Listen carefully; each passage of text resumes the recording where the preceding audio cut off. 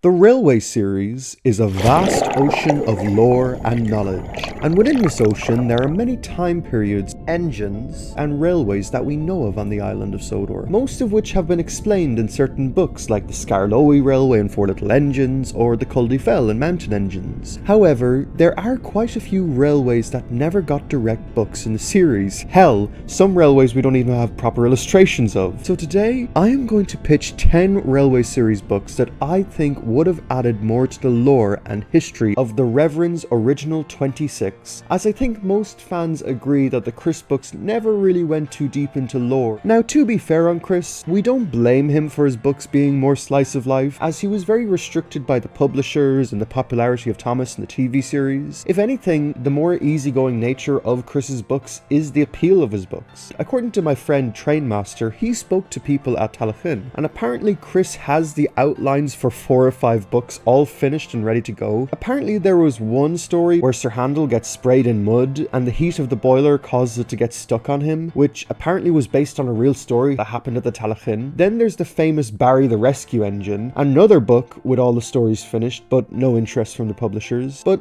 this video isn't going to be about those unpublished Chris Awdry treatments, since the outlines aren't available. No, instead this book will be about the 10 Railway series books that I think should have been in the Railway series. These books I'm going to talk about have never been officially planned. Rather, they are characters or time periods that we know of, but for one reason or another never actually got Railway series books. These are all totally fictional. So, let's begin, starting with number 10. Barry the Rescue Engine. Now this is the only cancelled Chris Awdry book that I'm going to include on the list. So recently, new info has come out about Barry. Originally fans thought he was going to be an IVA 2MT tender engine, and honestly I still kind of prefer him that way, but this isn't true. Thanks to Richard Awdry, we now know he was originally meant to be an IVA tank engine, the same basis as Arthur in fact. Now, unfortunately, there's next to no information as to what Barry would have been about, so allow me to use some creative license when coming up with his stories. So, the North Western Railway is struggling from a locomotive crisis, and Donald and Douglas are stretched to the limit with extra work. So the Fat Controller goes in search of a new engine. Meanwhile, on Barry Island Scrapyard in Wales, an IVA 2MT tank engine is going to be scrapped. The Fat Controller hears of this and swiftly rescues him. On Sodor, the engines nickname him Barry, after the island he was found on. Barry would help Donald and Douglas at the big station before going on his own branch line near Norrumby. And I even like to think that he gets repainted, one of the main colours of the North Western Railway. Although, I'll leave it up to you to decide as to which colour he gets repainted. And yeah, that's pretty much the story of Barry the Rescue Engine, the number 12 tank engine on Sodor. Unlike his book, Barry was saved from the scrapyard, but sadly his book itself was scrapped. Although an IVA 2MT named Arthur did make it into TV shows, so not all was lost. Number 9. Bloomer the Old Engine. Bloomer is another Railway series character of which we know little about. It's debatable if he's even canon or not, but still, I think it would have been cool to see a book exploring him. So, while on holiday in Wigtonshire, the Fat Controller discovers an old engine in a shed. This engine was Bloomer, an old Scottish engine who used to run the Portpatrick and Wigtonshire Railway. He would later be a part of the 1975 Shildon Cavalcade. I'd like to think we get a few stories with Bloomer on Thomas's branch line. Now, Bloomer's name is a reference to the fact that his high running board makes his wheels look like women's bloomers, and Toby and Mavis also have tram skirts on them, so I like to think they could have had a fun story together. The book would end with Bloomer pulling occasional enthusiast trains with his 2 new saloon coaches on Thomas's branch line, and I even like to think the Farquhar branch line would have its own cavalcade of engines, with Bloomer and the saloon coaches in tow. It wouldn't have been the most eventful book, but it would have been a very nice tribute to the old Bloomer engines, and much like Mavis and Jock, it would have expanded on one of the Reverend's lesser known characters. Number 8. Wellsworth and Sudderey Engines. Little is actually known about the Wellsworth and Sudderey engines, other than the fact that there was 4 of them, 2 of which were Manning Wardles and 1 of which was a Sharp Stewart tender engine. Ironically enough, 2 Manning Wardles did actually make it into the TV series, who also happen to be the 2 most notorious characters in the series. It's just funny to me that these 2 hated characters also theoretically could be Railway series characters in a way. That's just funny to me. Since we don't have names for the Manning Wardles, I'm just gonna call them by their TV series names. So Yeah. So the book starts with Edward being sent to Croc's scrapyard to help shunt some old scrap out of the shed. However, the scrap in the shed is revealed to be Charlie, one of the last surviving tank engines who used to work for the Wellsworth and Sudderey. Charlie explains how he was the number 2 engine on the Wellsworth and Sudderey, and I like to think that there's a little parallel between him and Edward sharing the same number. After hearing of his rediscovery, the Fat Controller decides to restore the little old engine. While being restored in the yard at Wellsworth, Charlie sees Bill and Ben up to their own tricks in the yard. To try and make them see sense, Charlie tells them that he too was a twin engine with another man in Wardle called Billy. And we get a flashback of Billy, the number 1 engine, and Charlie, the number 2 engine, running the Wellsworth and Sudderey. Billy is shown to be rude and cheeky, eventually leading to him crashing and being scrapped. This story would put an end to Bill and Ben's tricks. However, it's left up to the reader's interpretation if Charlie was telling the truth. After all, it's possible he made up the name Billy on the fly when he saw Bill's nameplate. The story would end with Charlie being fully restored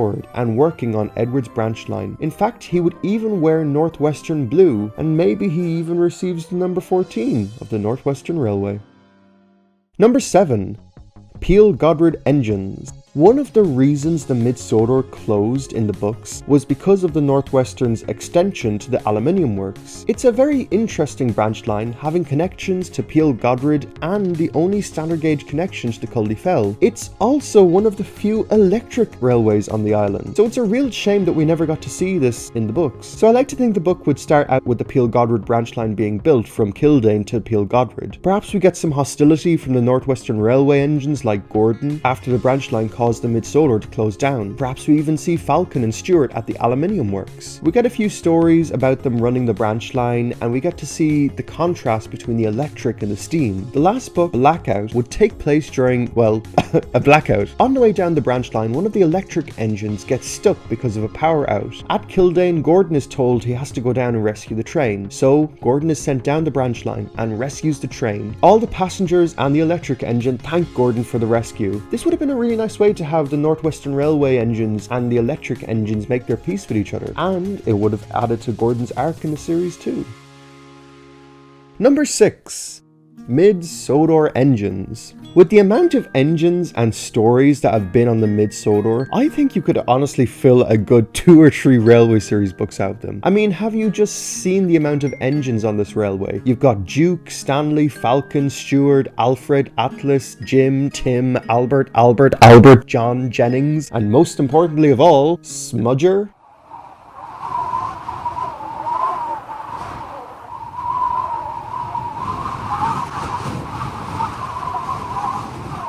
But besides the main three who survived into Scarlowy, we really don't know anything about these other engines. So really, it's a blank slate as to what you could do with all of them. We could have seen the start of the railway, maybe even get 1 or 2 engines with tram skirts on. That would have been so cool. Maybe we get a few stories about the mine closing down. Honestly, there's so many stories you can do with these guys, so much untapped potential. Out of all of them, I would have liked to have seen Stanley the most, since he was the other well-known character, so I like to think that we would have gotten a story about Stanley. Although that being said, I don't know if him drowning in the mines would have made for a good story, but I'm sure there was lots of stories there that they could have told.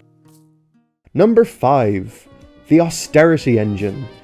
At the end of Wilbert the Forest Engine, it was mentioned by the Fat Controller that he'd be interested in purchasing another engine just like Wilbert. By the end of his stay, the Fat Controller knew that an engine like Wilbert was exactly what he needed. However, this line was never furthered on in any of the other books in the Railway series, making it another loose end. It's unclear if Chris knew exactly what he was going to do with this, but it was always clear he wanted to do something with it. It's tough to say what the Austerity Engine would have done in his book. Some would say the Farquhar branch line, some would say Duck's line, but wherever the Austerity would work, I do think it would most likely be industrial work that he would do, kind of like what Wilbert was doing. I suppose the Austerity Engine could work as the everyman character, helping out Thomas on his branch line when he needs it, or helping out Duck when he's on his branch line. I like to think he would maybe even become the Tidmouth Shunter. That way he has connections to both branch lines if they need them. While it's also a bit of a blank slate book, I do think that there's definitely some potential with it.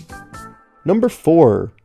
Coffee Pot Engines. 4 coffee pot engines were known to run Thomas's branch line. However, in the present day, they're all scrapped. But since the coffee pots used to run Thomas's branch line, I definitely think there's a story there that could have been told. So I like to think the first story would have been about, well, the first coffee pot, number 1, where we get to see him be built by the Fat Controller, and perhaps we get to see the storm that washes away the old coastal track. The next few stories would be centered around the other coffee pots coming to the railway, and we get to see the struggle they have to go through to keep the railway open. The last story would be in the present day and would focus on Thomas, and perhaps a museum is opened at Farquhar in memory of the coffee pots. Now, it's probably unlikely that any of the coffee pots would have survived, but maybe some old rolling stock or some memorabilia could have ended up in the museum. Would have been a nice tribute to them. Number 3. More about mountain engines. Now, I know a lot of Thomas fans don't like Mountain Engines as a book. A lot of fans find it ultimately pointless to the grander story of the series. And yeah, I can kind of see why fans feel that book's a bit redundant. Hell, even the miniature gauge engines got a second book. Again, there's multiple factors as to why they didn't make another appearance. The limited story potential, Chris being limited to only Thomas as a character, yada yada yada, you all know this. But in my opinion, the Culdifell engines badly needed a second book. Keep in mind, their book was released all the way back in 1964. Beyond a few random mentions, we know nothing about what the railway would have looked like in the 80s or the 90s. Now, in real life, we know that the Snowdon Mountain Railway took on new diesels and retired some of the engines, but because the Culdifell is perpetually stuck in 1964, we don't know if any of these changes took place in the books. And what's more annoying is that Chris was writing Railway series books around the same time that these changes were taking place on Snowdon.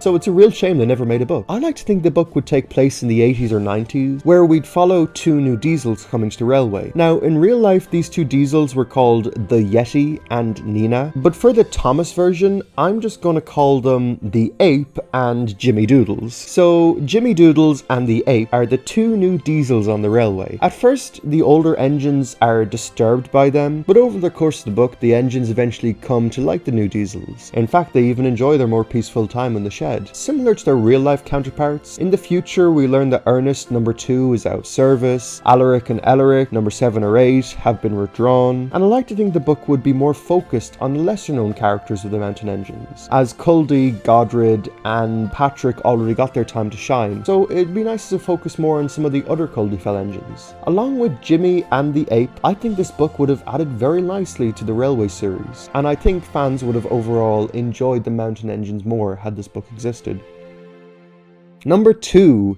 Neil the Ugly Engine. Neil was a Sodor and mainland railway engine, one of 3 engines who used to run the line. The M&S was one of the most unfortunate railways on Sodor, not even reaching the mainland, the place the railway was named after. Again, there is so much lore with this railway. It's a real shame that the Awdrys didn't take full advantage of it. So I like to think the book would be centered around Neil, and apparently Neil did survive into modern day after he was sold to raise funds, but we just never see him again, which is super weird. So the book would take place in present day and would be told in flashbacks from Neil's perspective. He tells the story of the railway being built. We get to see the other 2 Nielsen box tanks. Hell, maybe we even get to see Scarloey pulling standard gauge wagons down to the harbour in that weird dual gauge travelator wagon thing. The book would end with Neil being sold to the mining company and surviving into present day. I definitely think this guy should have had a Railway series book, but that's just me. And the number 1 Railway series book that I think should have been in the Railway series is number 1, Little Blue Engines. This is, in my opinion, one of the most important events in the book series. Maybe not the most significant, but the most important in terms of who the characters are. Now, full disclosure, this is based on a tweet that the Unlucky Tug made ages ago, and I'll link that down below. But, with that being said, Little Blue Engines is a book that takes place when Thomas and Edward first came to the island of Sodor, and we get to see them construct the Northwestern Railway. Now, why do I think this is a book that had to exist in a Railway series? Well, really think about it. So many fans' headcanons seem to retcon Thomas being the first engine who arrives on Sodor. Hell, even The Adventure Begins retcons this. But the fact that Thomas and Edward were the first little engines to run the island is incredibly important to understanding who these characters are. So this book starts out with Thomas and Edward meeting for the first time. They construct the Northwestern Railway together and become fast friends. However, two big blue mean engines consistently put Edward down for being old, and I like to think these two rude engines would have been 87546 and 98462 respectively. Awdry briefly wrote that these two rude engines on loan were sent away, and well, I like to think this book would have explained to the reader why they were so rude. The book would end on a rather solemn note. We'd see a depressed Edward in the shed, covered in cobwebs, with the narrator slowly reading, "Edward was left in the shed for a long, long time. He wondered if he'd ever get his chance to pull trains again. But as you and I know, Edward would one day get his day out, once upon a time." And that is how the book ends. A perfect parallel to the opening of the Railway series. I think this would have been a perfect way to cement Thomas and Edward's relationship and give greater context that I feel like the Railway series needed. And yeah, those were the 10 missing Railway series books that I would have liked to have seen in the series. I know I've been a little hard on Chris throughout this video, but honestly, after making this video, I think I actually found a new appreciation for his books. While I would have liked Chris's books to go a little deeper into the lore of the series, I think the appeal of his books is that they are kind of easygoing and chillaxed. I think the ultimate point of this video was to show that there is so much more lore in the Railway series that could have been explored but wasn't. And honestly, I'm actually kind of glad we didn't get to see some of these books. As much as I would have liked to have learned more about these engines, part of the fun of the Railway series is reading through the iOS book and learning more about these engines and histories, or even going to real life lectures. I know there are other minor characters in the Railway series people would have liked to see books about, but let me know if there are any other Railway series books you would have liked to have seen in the series. Oh, and if you want to adapt any of these stories, then by all means, with credit, go ahead. The Railway series is the gift that keeps on giving. It has been nearly 80 years since the Railway series started, and the fact that we're still getting new info in 2023 is a testament to the Reverend and George's work. Thank you all again for watching, and it looks like we've come to the end of our iceberg, so I guess I'll catch you all in the next one. Slán go fóill.